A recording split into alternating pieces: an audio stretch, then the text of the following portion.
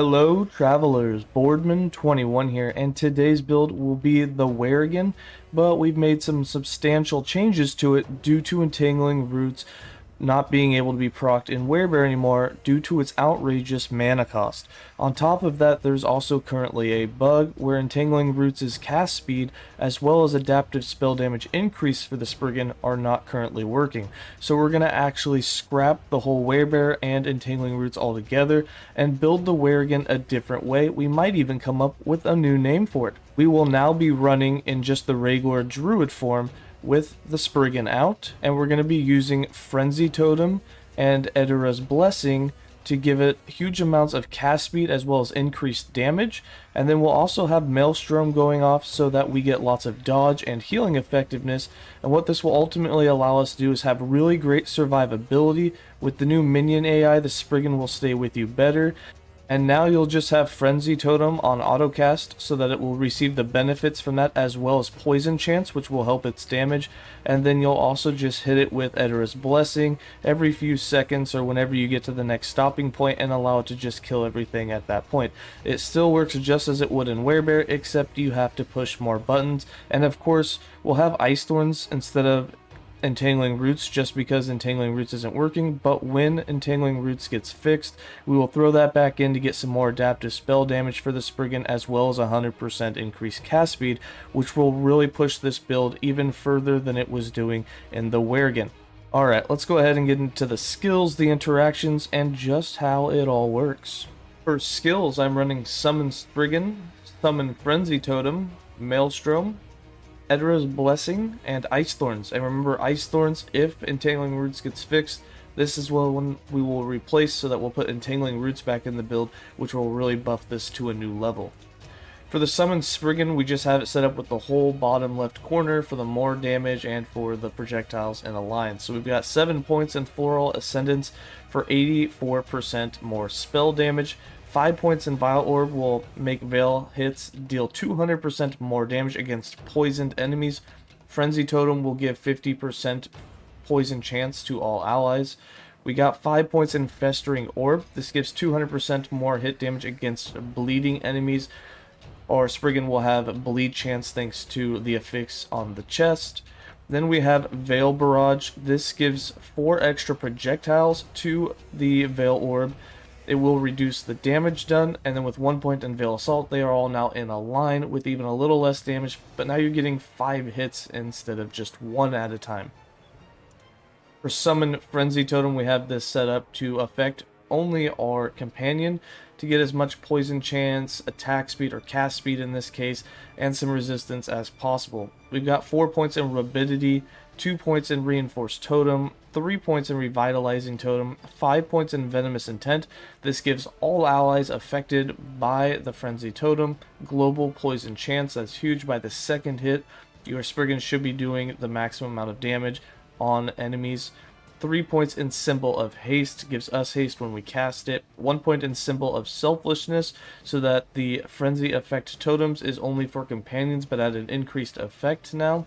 And then 2 points in Warding Totem, so that our companion will get physical and elemental resist to help with the survivability. It especially helps against the new Blood Spirals that tend to do really good damage. For Maelstrom, we have this set up to be on autocast, so we just put it on autocast. We don't even worry about it, or it will be instacast so that we can autocast. And it gives us a lot of dodge as well as a lot of healing. So we've got 3 points in Whirlpool, 3 points in Sleep Footed. This gives us a 45 flat dodge rating per stack. We'll have 6 to 7 stacks, 8 if you have an idle proc it a little bit.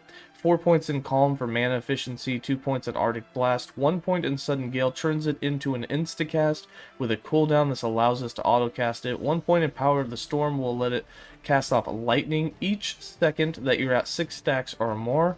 And then 3 points in Healing Winds gives you 6 healing per second per stack, increased by healing effectiveness. And we will be running 2 to 300% healing effectiveness quite easily, which means you're actually getting about 24 health healed per second per stack. And if you have 7 stacks, that's going to be about 175 health being healed per second, which is a lot. And then we have 1 point in Turmoil for some increased area. For Eterra's Blessing, we have this set up to buff our companion, as well as revive our companion if it goes down. So you won't have to stand in the circle, you'll just hit it with a couple of Eterra's Blessing, and if your Spriggan goes down, it'll be revived. This makes it extremely simple. If something like really hard hits it really quick when you couldn't get to it, or if you left it behind and you got trapped and it dies, instead of having to stand in that circle being attacked, from a distance you can kite and now revive it from a distance, which is really useful. I haven't had the Spriggan actually die yet. And of course, since we don't have entangling roots, every time that you cast it would automatically heal the Spriggan to full life. So that was a huge point of its survivability. If you saw its life start going down, you could just start cast entangling roots. But now we don't have that, so we're using Eterra's Blessing instead. So we've got 3 points in Safeguard.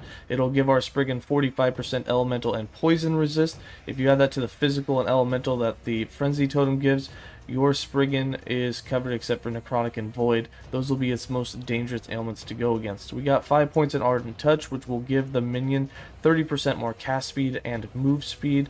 We have 4 points in Binding Heal, so that every time we hit our Spriggan with Eterra's Blessing, we will be healed a bit. 4 points in Soul Bond will give both of us 100% increased spell damage.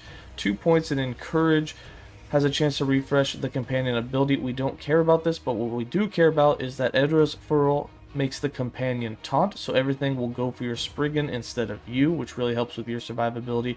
And 1 point in Swift Recovery. If your Spriggan dies, you can hit it with this to heal 30% of its bar, if you will, that'll replenish that. And if you get it to full, which means 4 hits maximum, if it was at like 1%, will revive it automatically without you even being close.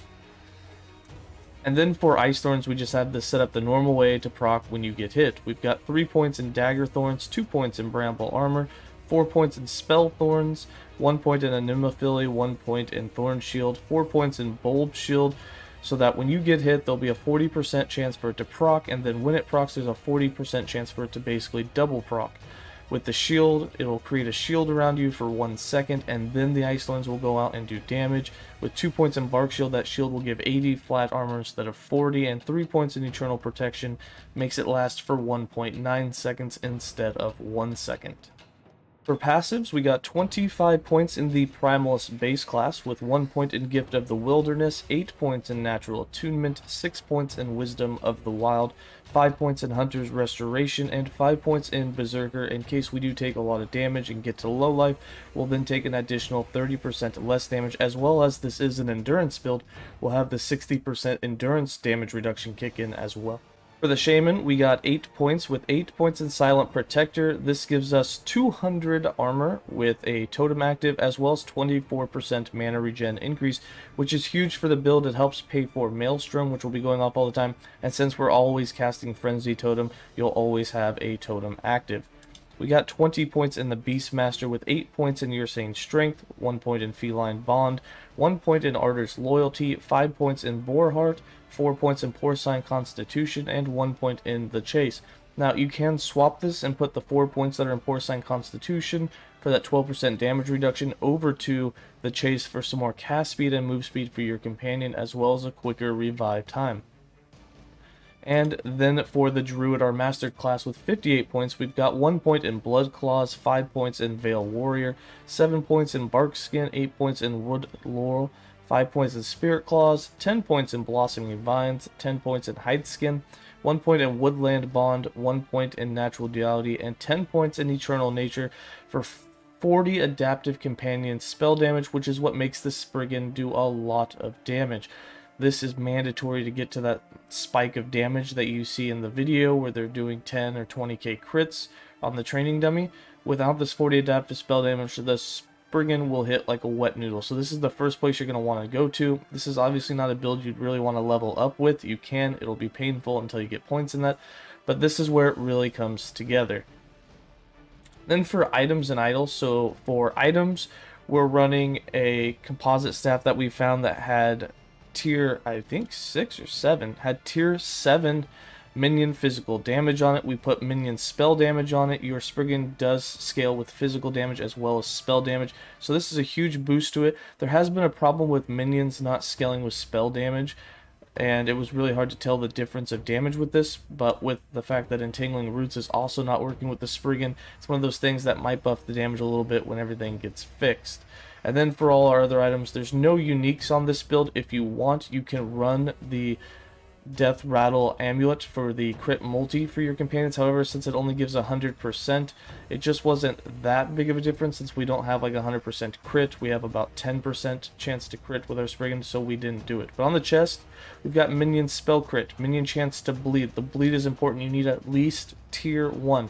You only need tier 1 minion spell critical strike. It's not a big thing that changes much. You only need tier 1 chance to bleed on hit just to make sure that your minion has a chance to bleed, or you'll have to put it on idols. And then we have health and increased dodge rating. For the helm, we have the same thing, minion spell crit, but here we have minion critical strike multiplier, so the crits hit a little harder. Then we have increased health, we have endurance. For the amulet, we have healing effectiveness, mana regen, dodge rating, physical. For the rings, we are wearing the turquoise rings for the minion damage, health, and minion critical strike multiplier. We have healing effectiveness, mana regen, critical strike avoidance, and physical resist. The thing you want first is going to be the mana regen to make sure that you can auto cast your Maelstrom. If you don't, you can always put Tempest Strike on as your lunge. Like I have a movement skill lunge on my skill bar. You can put Tempest Strike there and have Tempest Strike grant you chance to gain mana whenever you swing it at the air. However, that's just going to feel more clunky, so getting mana regen on your gear is something to aim for so that you can just turn it into more of a speedrunner. For the belt, we got minion health regen, minion damage, dodge rating, and critical strike avoidance. For the other ring, we got minion damage, healing effectiveness, critical strike avoidance, and physical resistance. For the gloves, we got minion damage, health, elemental resist, void resist. The boots have movement speed, minion dodge, or increased dodge, and hybrid health. And then for the relic, we have mana regen, healing effectiveness, endurance, and necrotic. For your idols, really any idols, we've got critical strike avoidance. We stole a bunch of these off the other Druid build that we were doing with Boulder's Wrath. You want increased health. The 1x1s, you basically want healing effectiveness and a resistance you need. Then for the character sheet, what we got going here is not cap resist, but enough resistance that we have pretty good damage reduction from it. We don't have tier 4s or tier 5s resistances on our gear, so you can cap all of your resistances if you have higher tier gear. And then we also have about 24% armor. We only have 1% dodge, but that's because Maelstrom is not on autocast right now, which is where a lot of our dodge comes from. We do have capped endurance. We don't have capped critical strike avoidance, but you can get that if you get the blessing for it. We haven't hunted it down yet. And then we have about 742 endurance threshold, which is a huge amount, meaning that once we drop down to about the low life barrier for the build, you'll have 60% damage reduction from endurance and 30% damage reduction from berserker. So you really become like untouchable, and every second Maelstrom will be healing you for about 150 life. So when you get down to that low life barrier, don't get worried. You're gonna like, that's where you're the most tankiest, is right there. Because every 150 life that is healed, the enemies that are attacking you have their damage reduced by about 75% at that point, which means you're about 4 times harder to kill while you're in low life than when you were at full life. So it's very, very tanky when you get down to that point. And then for Rhaegor damage stats and whatnot, we got about 240% crit multi, 150% physical damage. Again, we're not really the ones doing damage, it's all minion. And then for the minion stats, we have 115% minion health, and then we got about 600% minion damage for physical damage and 400% for spell damage. And then for how to play this build and the skill rotation, so I just put Maelstrom and Frenzy Totem both on autocast, so they're always going off. And then you just hit your Spriggan with Eterra's Blessing whenever you need to. You have it attack.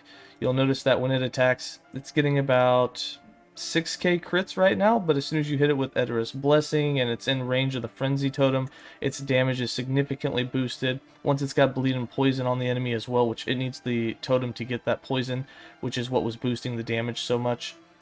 And that's it. You just let it do its thing. It doesn't attack as fast. You will notice that it's not a full machine gun Spriggan. You don't quite have that whole steady stream. But again, if we were able to switch out Ice Thorns and put entangling roots back on our bar for that 100% cast speed, the Spriggan would be doing back to its normal glory of a huge amount of cast speed and become the machine gun Spriggan again.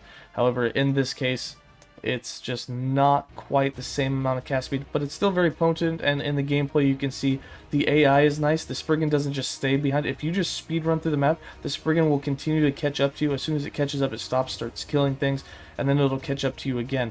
So it's much smoother, and it feels much better to play with, and it's more of a speedrunner now that you're not waiting and trying to push A and control it. I didn't have to push A ever with it. It just knew what to do, which was really nice. Alright, that's going to be it for this build guide. I hope you guys enjoyed it. I hope that this brings your Weregan build into a playable, viable version again, now that you can't do it with entangling roots while in Werebear. And as always, stay safe, travelers, and enjoy some gameplay.